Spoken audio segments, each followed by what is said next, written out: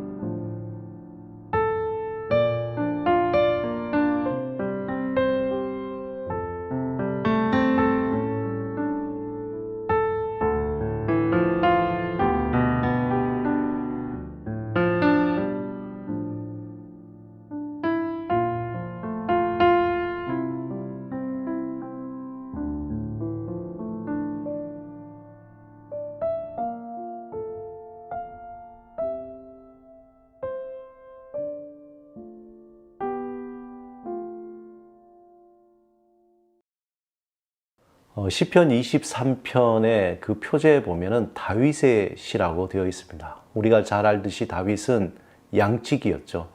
양치기 다윗이 이 시를 그 인생 속에서 쓰게 되었는데 이 제목을 보면은 다윗은 참 외로운 목자였구나 라는 생각을 하게 됩니다.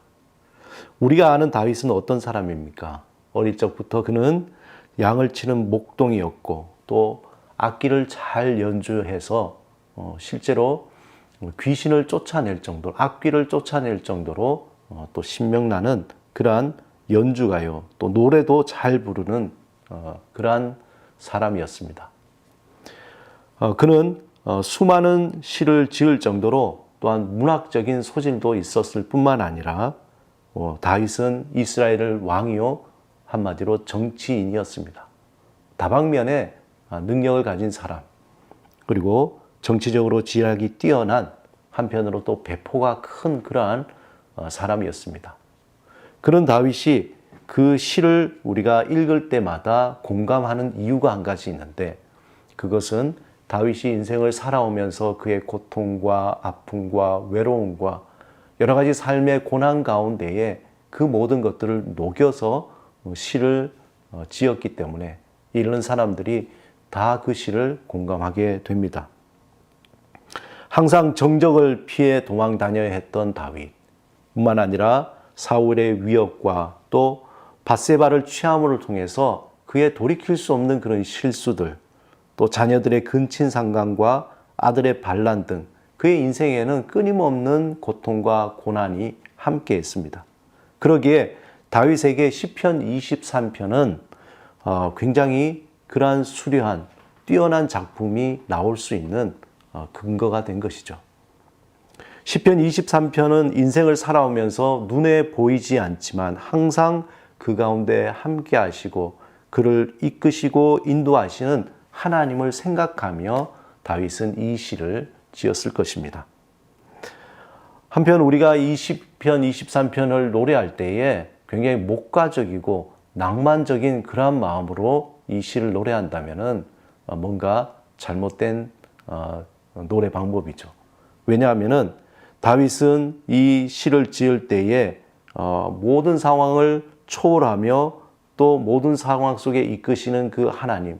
그렇지만 다윗은 굉장히 고난과 절망과 낙심 속에서 있었던 그 상황 속에서 나온 그러한 시기 때문에 매우 소망적이고 밝게 노래할 수 있지만 그러나 그 소망의 깊이와 또 삶의 무게에서 단련되어진 가볍지만 않은 굉장히 성숙한 그러한 시의 내용입니다.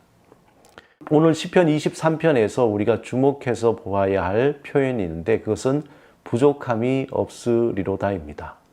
과연 양에게 필요한 것이 무엇이 있을까요? 마실 물이 필요하겠죠. 먹을 꼴도 있어야 되고 그들이 누울 풀밭도 있어야 됩니다. 또한 쉴 만한 물가뿐만 아니라 위험한 상황에서 그들을 보호해 줄 수 있는 목자의 지팡이가 필요합니다. 그 외에 여러 가지가 많이 있겠죠. 여러분의 부족함은 무엇입니까? 우리에게 늘 부족한 것은 물질의 부족, 또 명예의 부족 뿐만 아니라 자신의 외로운 구멍을 메워줄 수 있는 어떤 관계들, 메마른 감정의 웅덩이, 그리고 외적으로 드러내 보이는 여러 가지 많은 것들이 우리에게 필요합니다. 실제적인 삶의 부족함도 있지만 우리의 내면을 채워줄 부족함, 그리고 다양한 부족함이 우리에게 있습니다. 인간은 그 부족함을 채우기 위해서 사실상 절대자를 찾게 됩니다. 우리의 힘으로 되지 않기 때문에 절대적인 존재에 의지하게 되게 되어 있습니다. 그리고 그 절대자에게 우리의 부족함을 채워달라고 요구하게 됩니다. 우리가 하나님을 대할 때도 마찬가지죠. 늘 우리의 부족함을 채워달라고 하나님께 간구하며 하나님을 의지하게 됩니다. 그런데 문제는 뭐냐면은 우리가 하나님께 그 부족함을 채울 때에 마치 하나님이 우리의 그 필요를 채워주는 분으로만 생각해서 마치 요술램프의 지니처럼 아니면 도깨비 방망이처럼 하나님을 어떤 거래의 대상으로 생각한다는 것입니다. 그래서 이 거래의 관계로 전락한 이 하나님은 도구화되고 또 샤머니즘화 되는 것이 우리의 잘못된 행태입니다. 하나님은 나의 목적, 즉 부족함을 채우기 위한 존재가 되어버렸고 또 만약에 그 부족함을 채워주지 못한다면은 하나님을 더 닥달하기 시작하고 때로는 하나님을 무시하고 버릴 때도 있습니다. 다윗은 자신의 인생을 통해서 하나님을 자신의 부족함을 채우기 위한 존재로만 여기지 않았습니다.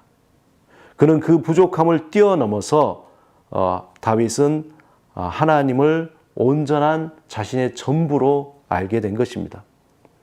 반대로 사울은 하나님을 자신의 부족함을 채우는 존재로 여겼던 것입니다. 그러하기에 그는 결국 어떻게 됐습니까? 하나님이 그의 부족함을 채우지 못하는 것으로 여기게 되고 파멸의 길로 가게 된 것입니다. 그러므로 우리는 우리의 부족함을 통해서 목자 대신 하나님을 만나야 하는 것입니다. 그 부족함에 채워주는 목적이 아니라 부족함을 채워주시는 그 하나님을 만나야 합니다. 그 부족함에서 빠져나오기 위해서는 하나님께 우리가 모든 것을 맡기고 또한 우리를 새롭게 하고 변화시키고 우리를 인도하시는 그 하나님께 나가야 됩니다. 본문 3절에 보면은 내 영혼을 소생시키시고 자기 이름을 위하여 의의 길로 인도하시는도다.